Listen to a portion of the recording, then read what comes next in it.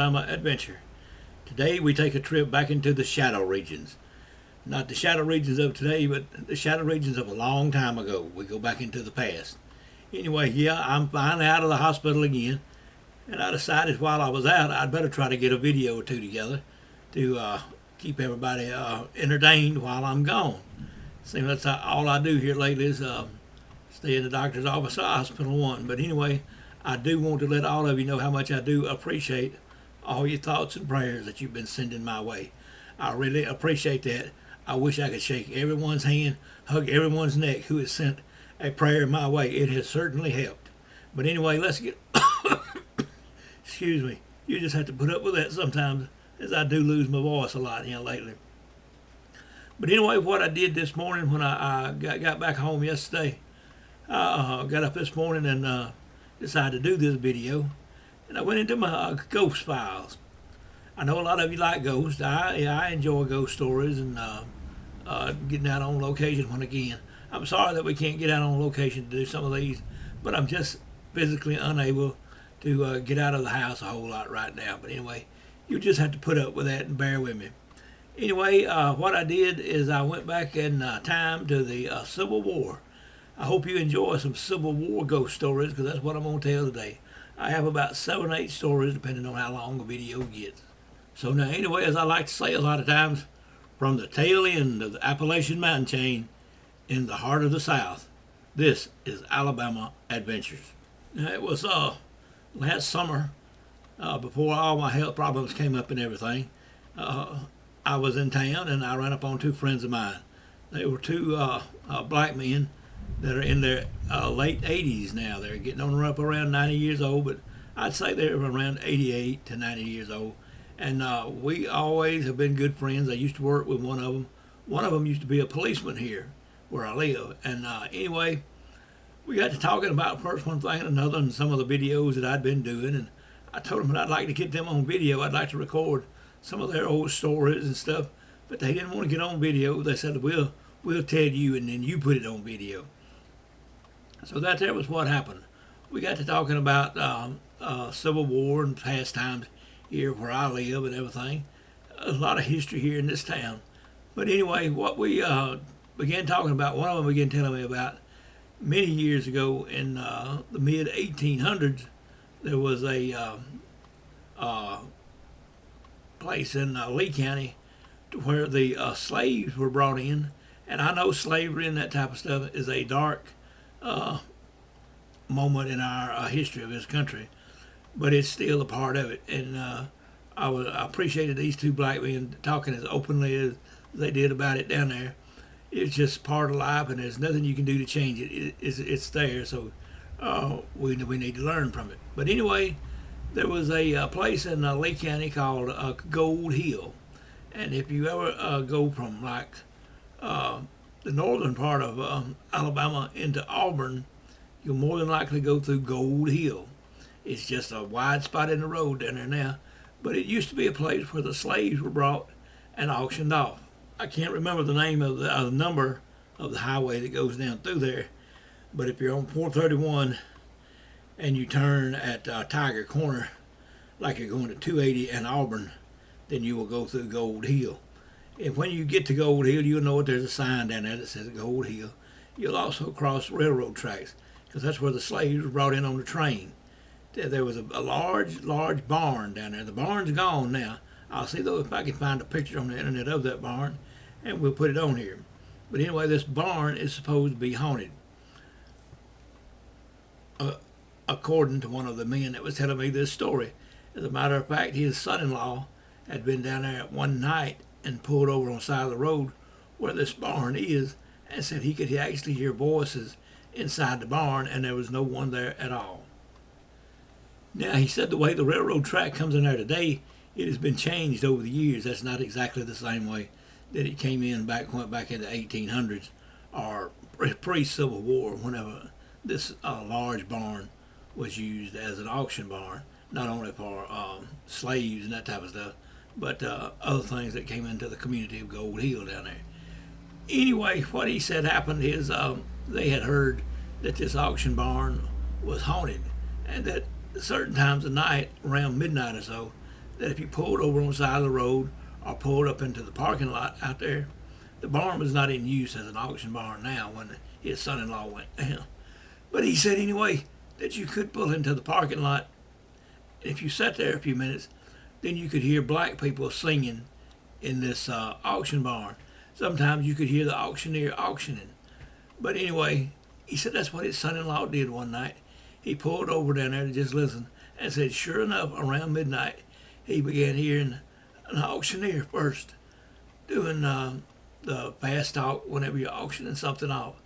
He said he continued to sit there for a little while, and after a while, he began to hear what sounded like black people's voices singing inside the barn. Although he did not get out and check it out because he had always heard this place was haunted and figured it was full of spirits and ghosts, he certainly didn't want to go in there to run up on any ghosts at that time. But that was one place that is supposed to be haunted, the old auction barn site at Gold Hill, Alabama, down near Auburn. Now then, on this second ghost story, it also is down near Auburn.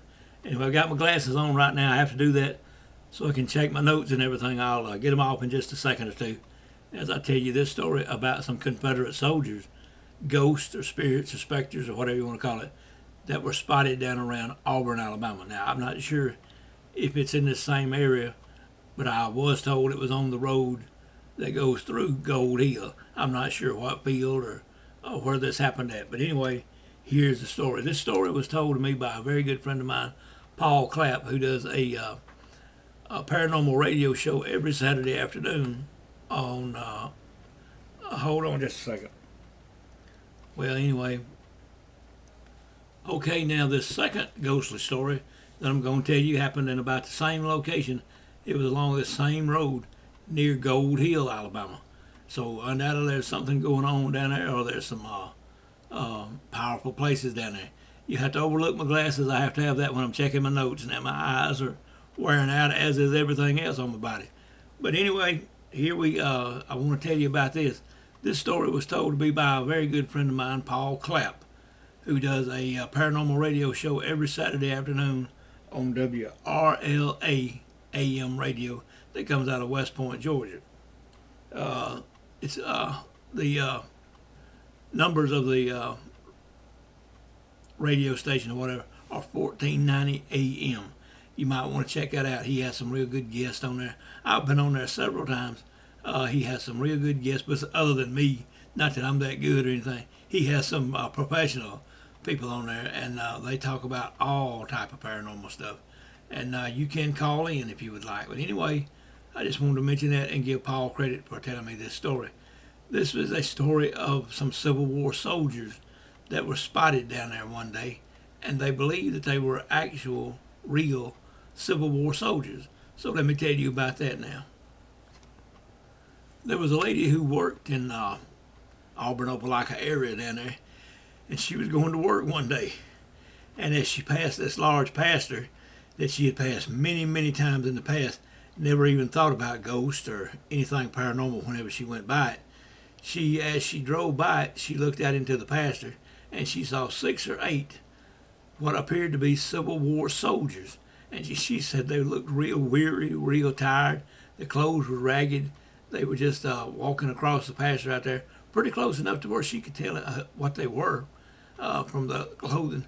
And she said that they looked like they had been in battle for a long time, been out in the elements or whatever you want to call it, and said they were just real weary as they seemed to be walking across this pasture.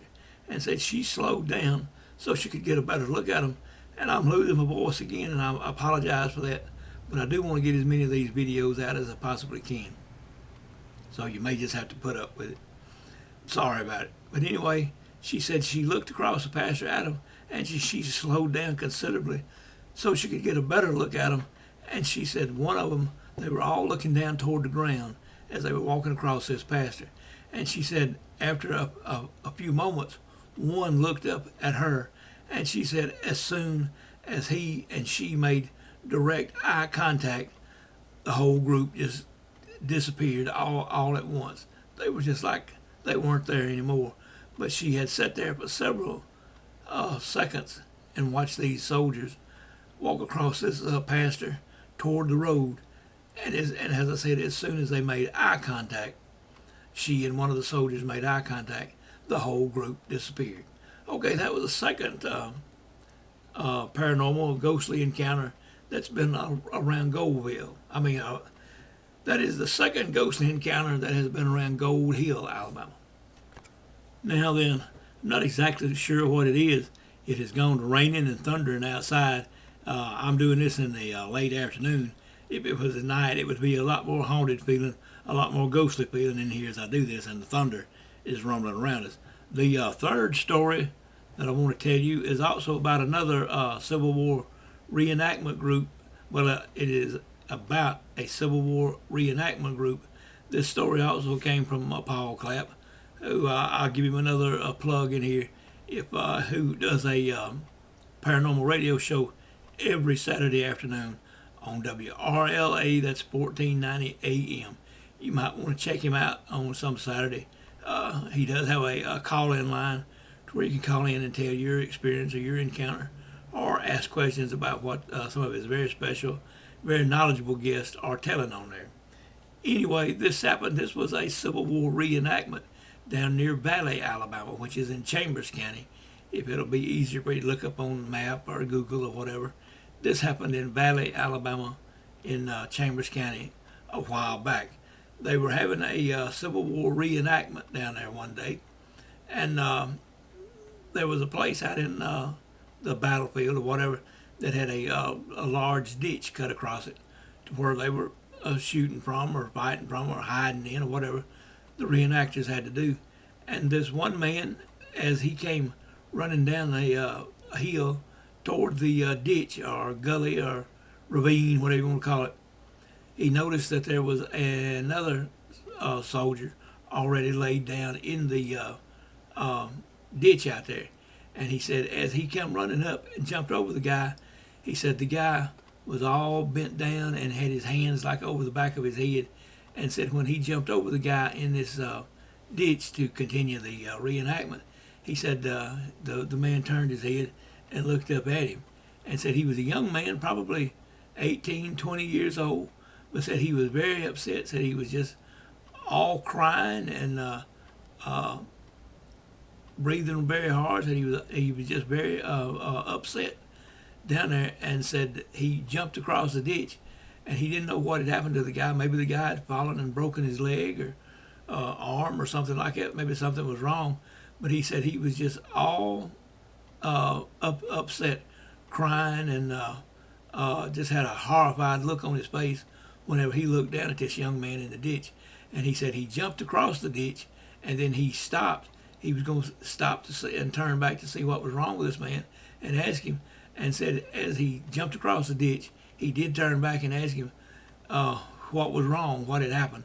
And he said when he looked down in the ditch again, only a second or two after he had jumped over, that this man was gone.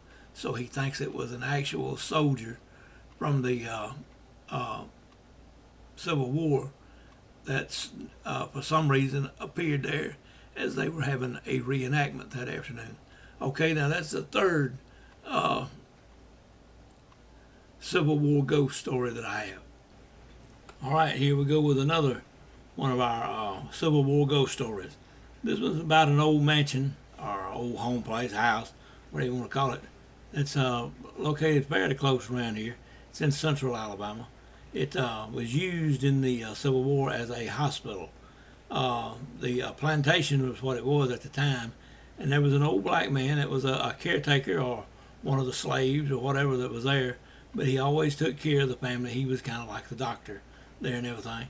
And every night he would, whenever this was being used as a hospital for the, I'm not sure if it was used for the Confederates or for the Union Army, or may have been used for both. I don't know how things went back then.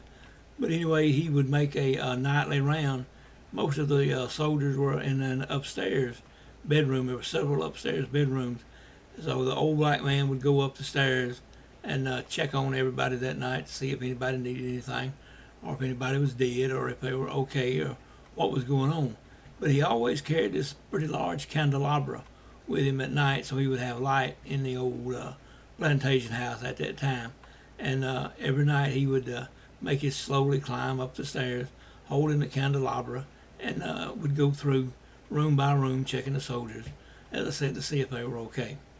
So now what it is, the house is still haunted by this old black man over 150 years after the Civil War has been over. Many nights you can go into the house and you will find the candelabra sitting on the bottom step of this staircase where he had to go upstairs.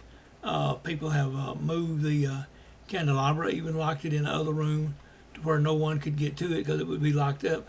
And if you went up there early in the morning, just right before daylight, to check, you would find his candelabra sitting on the bottom step of this staircase where he had made his round for over 150 years after the Civil War has been over.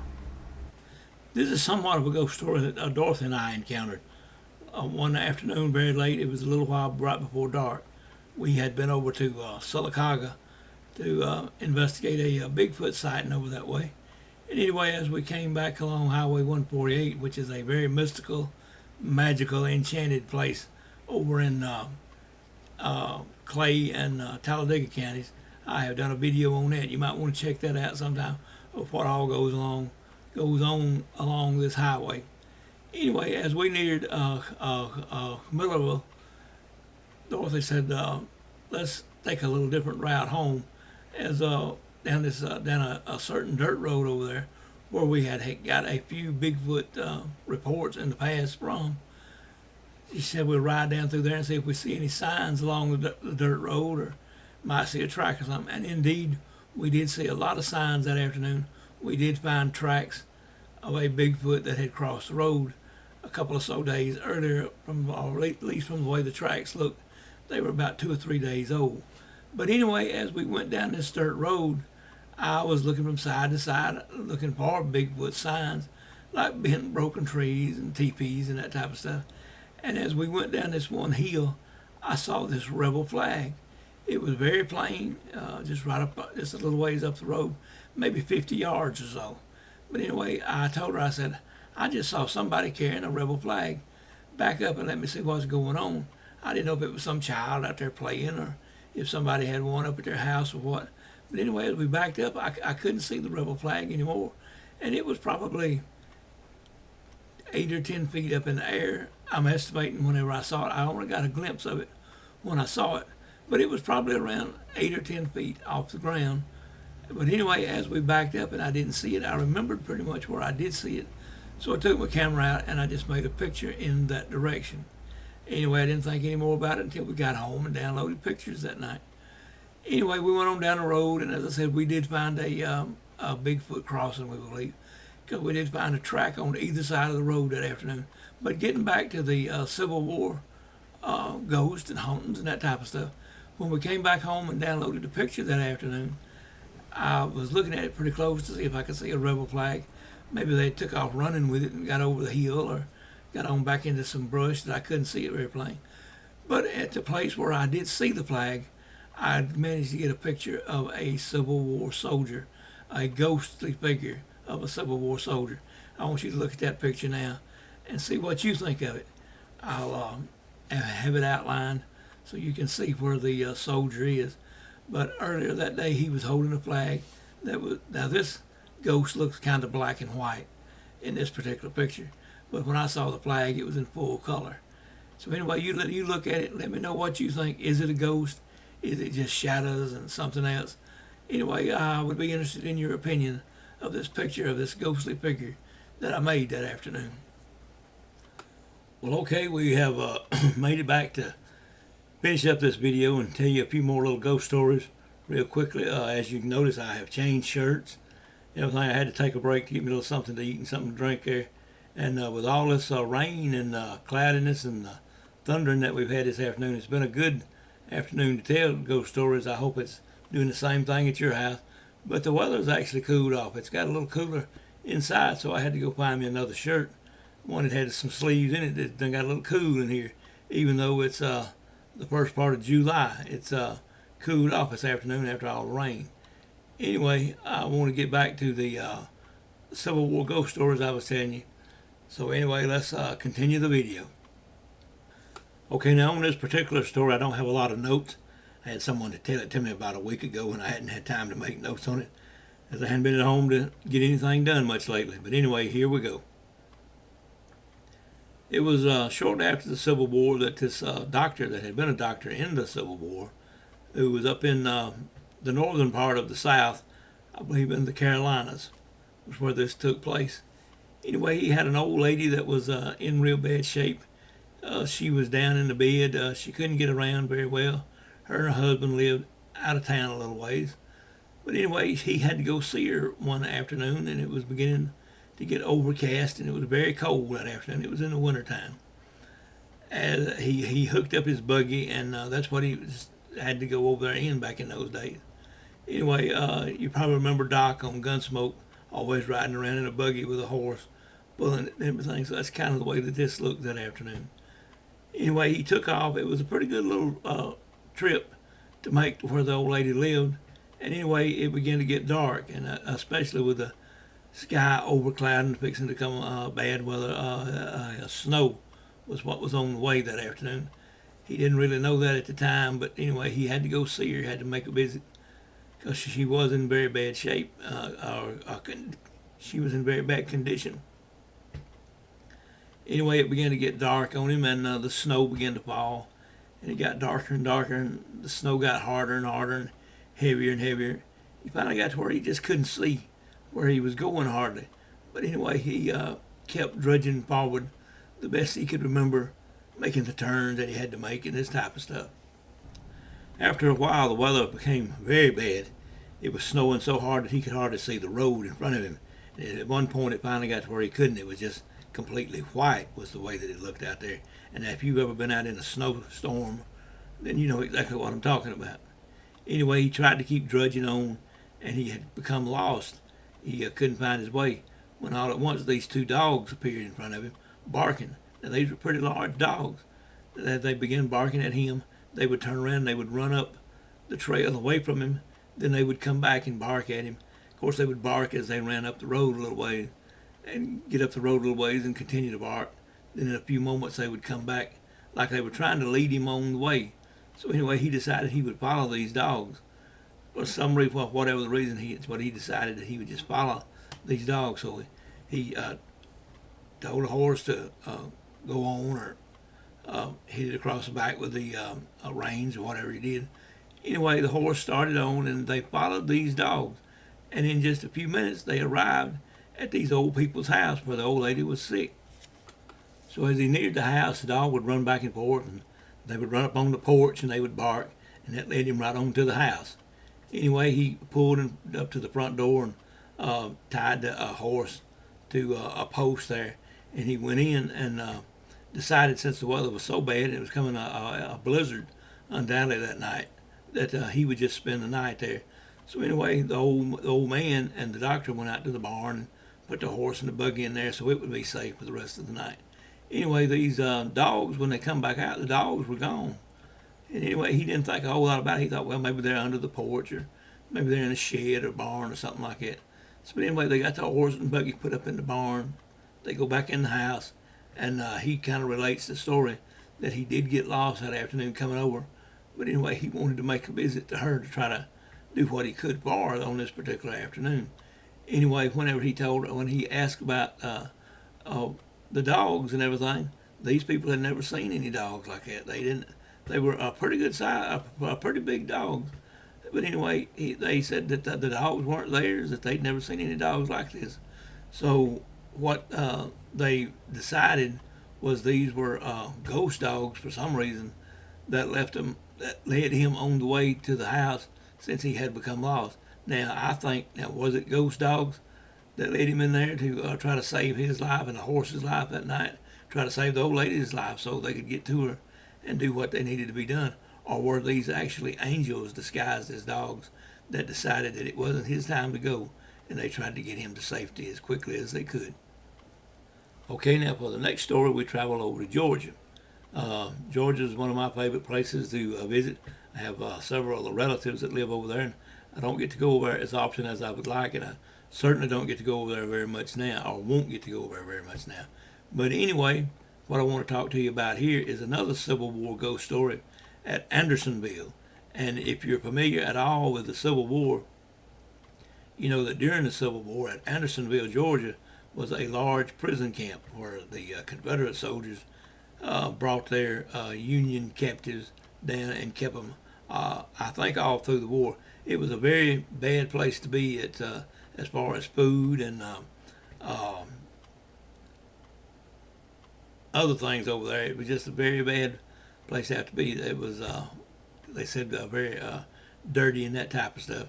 And a lot of people died from diseases over there that they did catch while they were imprisoned over there. But anyway, I had an uncle a few years ago that retired out of the military, and whenever he passed away, that was where he had been requested to be buried. So that was the only time that I've ever been to Andersonville, Georgia, was when I attended that funeral. But anyway, it's a very large cemetery over there. What happens over there every afternoon, as it gets close to twilight, gets close to dark, at a distance somewhere you can see a soldier, a Confederate soldier, sitting on a wall down there. They said the wall is about 3 feet tall, and you can see him sitting down there, and as you near him, he disappears. It's supposed to be a ghost soldier that is completely not at rest, I don't guess. But anyway, over at Andersonville, there's a certain wall over there that someone told me of that not only they had seen, but this had been reported by many people who visited Andersonville, especially around twilight, just before I guess it closes. I'm not sure what time the cemetery closes, but they say it's every afternoon that you can see this soldier sitting on a wall down there. And as you try to go down there to see him or talk to him or find out exactly what he is, he just fades away into the twilight. So that's another Civil War ghost that I want to tell you about. And I guess for the final Civil War ghost story, we'll go north to Gettysburg, Pennsylvania. And you know the Gettysburg battlefield, I know you've all heard that, is extremely haunted. This is, there's somewhere up there, I'm not exactly sure. The man that was telling me about it said he had heard about this and he had seen a video on it. But anyway, somewhere around the cemetery at Gettysburg, early in the morning, he had got to where he made a morning walk. He and his dog would walk, I guess for exercise or whatever. And they began walking down this little trail like it was not a paved road. It was like a little dirt trail that led through part of the cemetery up there. And he said they began walking every morning for exercise. And he had noticed several mornings in a distance of about 50 yards from him as he neared one particular place up there that he could see several figures that looked like Confederate soldiers in the distance walking across the road to the other side. Now he knew there shouldn't be anybody else other than him, especially soldiers like that were doing a reenactment or something. They shouldn't be there just after daylight in the morning. That was very early for visitors to be within the park or the cemetery or whatever it is up there. So what he did, he decided he would set a camera up. And that's exactly what he did. He set a camera up along this trail where these figures crossed the road every morning. And what he caught on video was what appears to be about 6 or 8 ghostly figures that look like Civil War soldiers walk across this road every morning. And he did catch it on video, and I believe that video is on YouTube somewhere. But anyway, that's what the man was telling me about, that his friend had set this camera up and had actually caught ghostly figures walking across the road every morning just after daylight. So that's another ghostly story from the Civil War. Now, why these soldiers make the same trip every morning from one side of the road across the road to the other, and they do walk into a heavily wooded area and they disappear out of sight. Why they are condemned to do this every morning, I don't know, but some hauntings are just like that. Some hauntings, you see them a time or two, then some hauntings you see them continuously over and over and over again. That's just the way that they're reported sometimes. But anyway, makes you wonder what happened, who they are, why they have to continuously, morning after morning, walk across this road. Well, I don't know what kind of weather you're experiencing at your place as you get to watch this. It has been a very good evening for telling ghost stories here. Ever since about 2 o'clock, it has rained, it has thundered, it has turned real dark outside. It's even cooled off in the house some. So anyway, it's just been a good evening for telling a ghost story. And I hope you enjoy these ghost stories, even though I'm losing my voice and I'm doing the best I can right now. But I do want to get as much of this stuff on video as I can, because we never know what's going to happen tomorrow. Now, I hope you enjoyed this video. I'm going to have to bring it on to a close as I'm just about run out of breath talking this afternoon completely. But anyway, if you like this video, hope you'll give us a like. And if you like what we're doing down here at the Alabama Bigfoot Society with our paranormal investigation and all our videos that we do, I hope you subscribe to the channel. If you would give us a like, that would be real nice. We would appreciate that. We do have caps and t-shirts, patches, that type of stuff for sale. You can find that on our website, which is alabamabigfootsociety.com. I'll do my best to put a link in the description box where you can go over and on the items for sale page. You never know, you might see something that you just can't live without. Would appreciate very much any donation you can make. It will be very much appreciated. It will be very well used, particularly at this time. And I guess with all that being said, I'll bring the video to a close and leave you with this thought. May the Great Spirit always walk close to you in your circle of life. And I'll be looking for you next time on the next Alabama adventure.